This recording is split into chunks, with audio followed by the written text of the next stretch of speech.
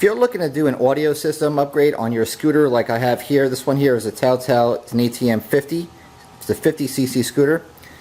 And I have it set up to work with this phone. I have an auto sensing controller with a 3.5mm analog input, so that's where my audio comes in. And I can take this phone, put it into the pocket.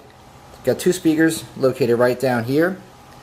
I got a voltmeter to measure my voltage for the system on here because I have the amplifier which is mounted over here. I'm going to show you how that was installed. This here is just an optional accessory for the underdash LED kit. That's totally separate. However, down here I have an auxiliary battery which is for 12 volt accessories when I bring this out to the park and I go out scooting, recreation. Got some extra power over there. And this thing really sounds terrific. No wind noise, nice and clear.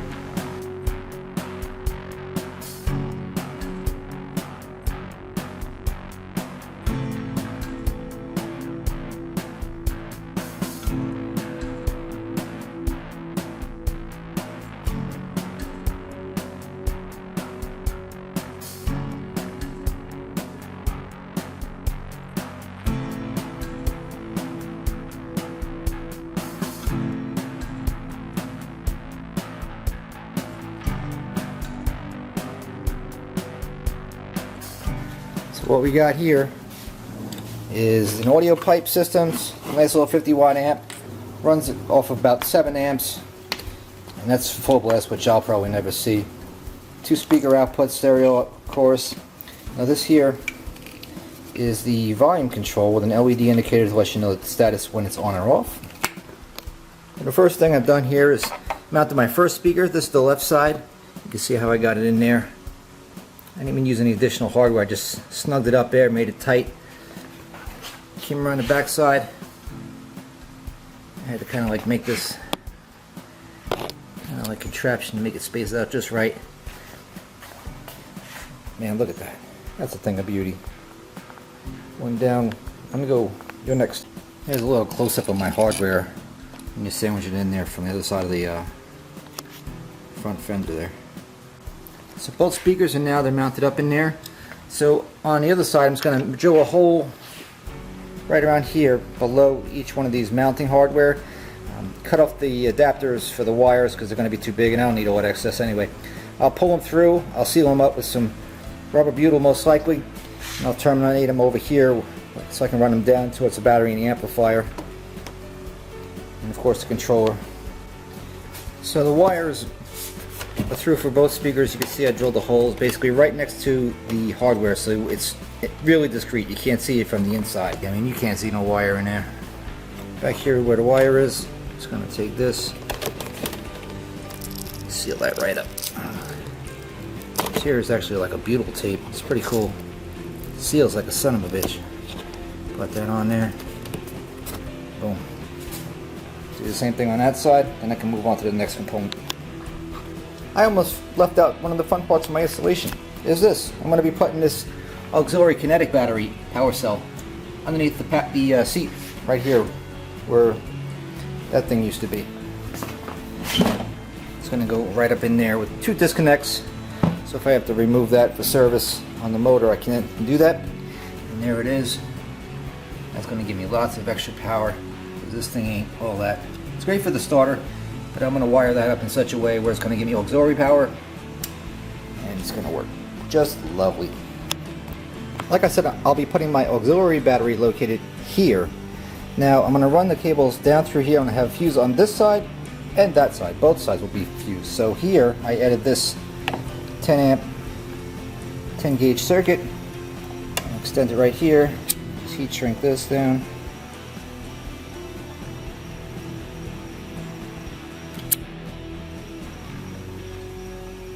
Cooperate. That's it. So this will run through here. It's my auxiliary battery with some quick disconnects so I can have a male and a female so I can disconnect it and remove the panel that was once here. And this step, by the way, is totally optional. You don't have to be insane like me with power. So now what I've done is I've gone ahead and I've wired up my batteries. I have the one going here, down here, and this Y splitting here. You see this? This here is going underneath that little plastic shroud underneath the bike, up through an existing wire loom, and it winds up right over here. So for now I just have this amp sitting here loosely because I'm not exactly sure where this thing's going to be permanently mounted at. There's my power. All I have to do now is just connect my 4 speakers to the 2 pairs I ran out previously and plug in my control knob. You can see my amp with all my speaker wires twisted out. Just so you know, for your reference, the stripe wire on the speaker is positive, and on the amplifier the solid is positive. So I got all my speakers connected now, they're all in there. Heat shrink is on there for my left and right channel. My power is connected. This here is my connector with the extension for my power on and off controller, tuner, volume control, whatever the hell you call this thing. And it's got the 3.5 millimeter analog input on the front of it. I'll show you right there. Just a 3.5 mil. What's nice, it's got this little LED indicator on there, so that tells me if I leave the stereo on or off. This will give me the availability to turn this thing off without mounting an external power on-off switch, which is terrific. I appreciate that.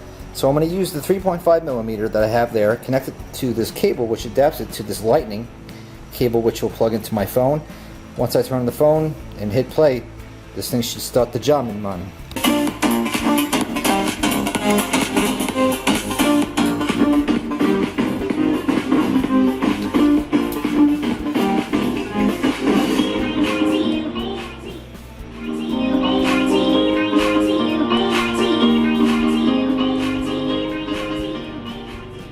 Next thing I want to do is mount my hand controls, my volume and my aux input cable right there, and I want to put that up on the top by the handlebars and stuff.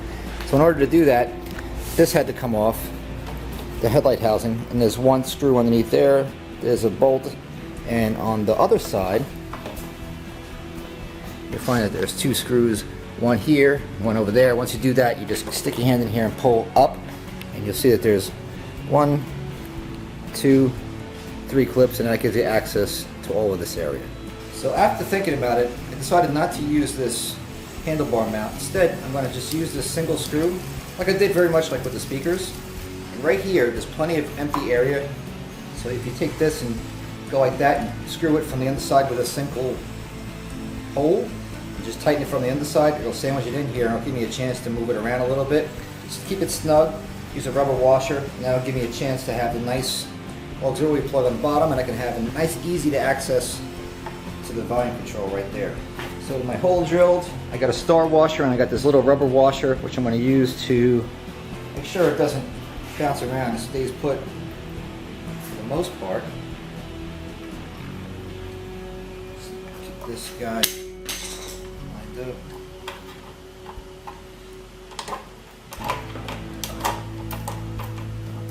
But you want to make sure you get it pretty tight, because once this thing's on, you snap the shroud back. It's a pain in the ass to take it all apart again, so I'll leave myself a little bit of wiggle.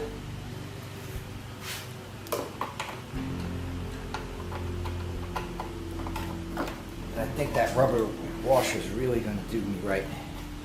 So here's what it wound up looking like, mounted on there. And there's your little access for the cable, which I can just drop down. I can leave the phone right around here. I'm going to use a magnetic mount anyway, but you don't want it crossing anything and getting in the way, so that ought to work just fine.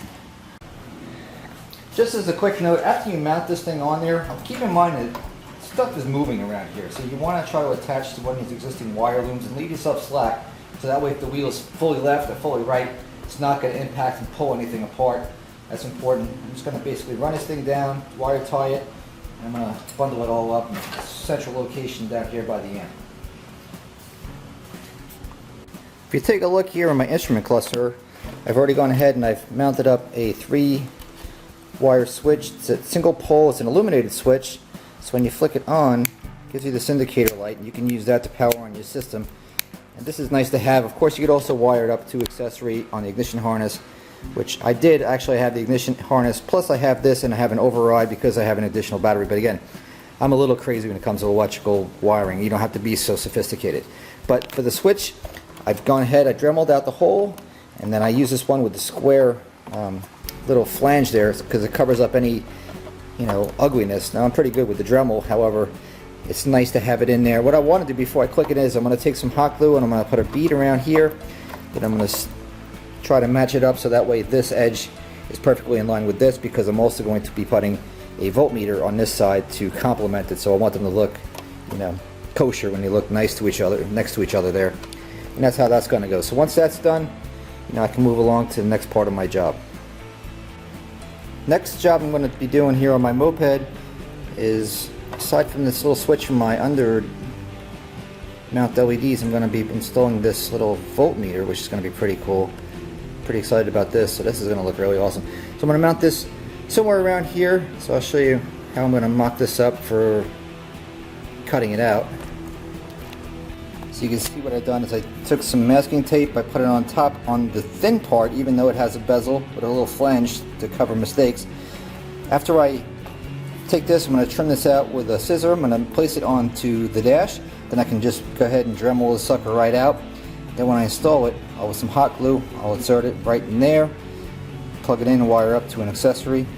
I'll have me a really cool looking toy here for my moped. First step to cutting out this hole for this voltmeter is I took the tape, placed it on there. Now when you try to run your Dremel along there, it's going to start walking around, so I suggest just making little drill pilot holes like this. Then you can peel this thing back and then you can take your Dremel and you can just rip this thing open with a rough cut. Then you can come back and finesse it with another smaller bit or a hand file.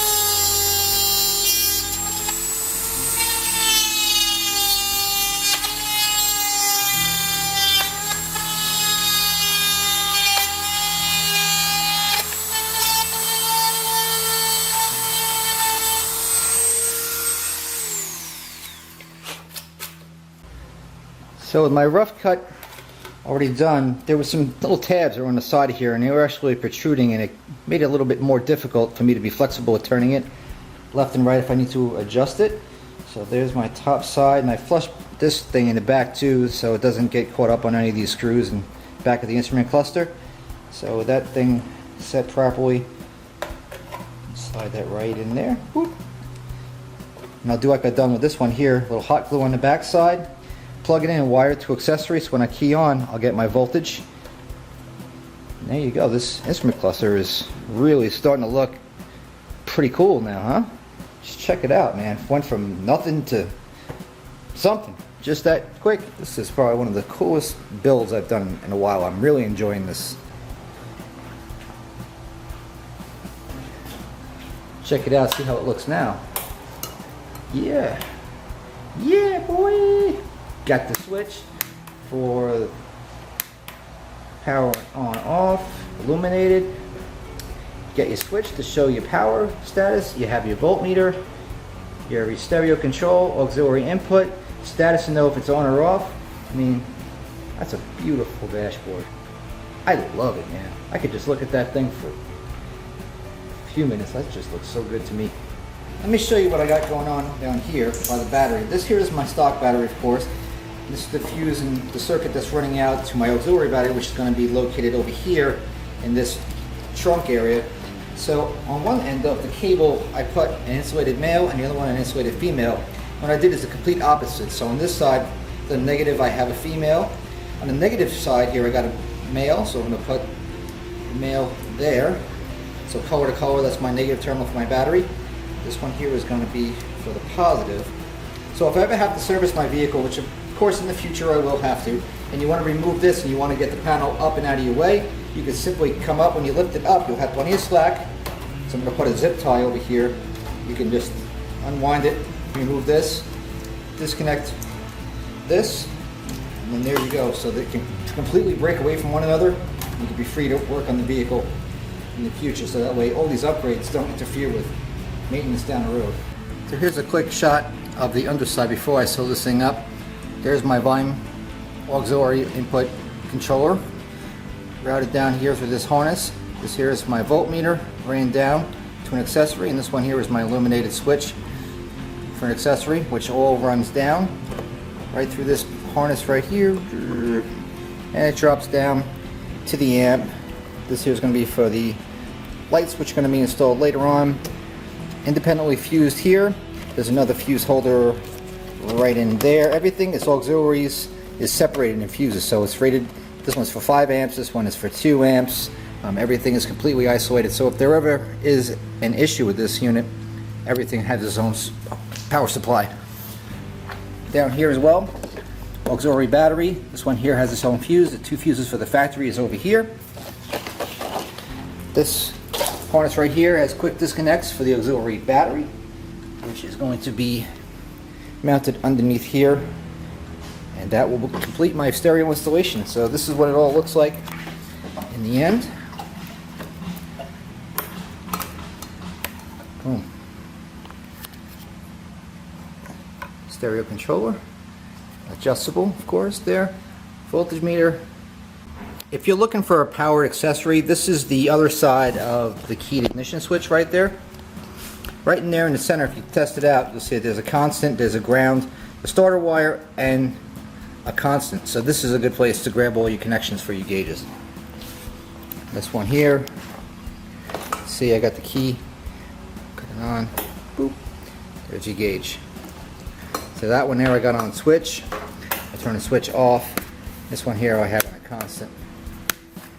Just depends on what you're looking for. Here's a look at what the auxiliary battery came out like now that it's completely installed. So right there is the access for the carburetor.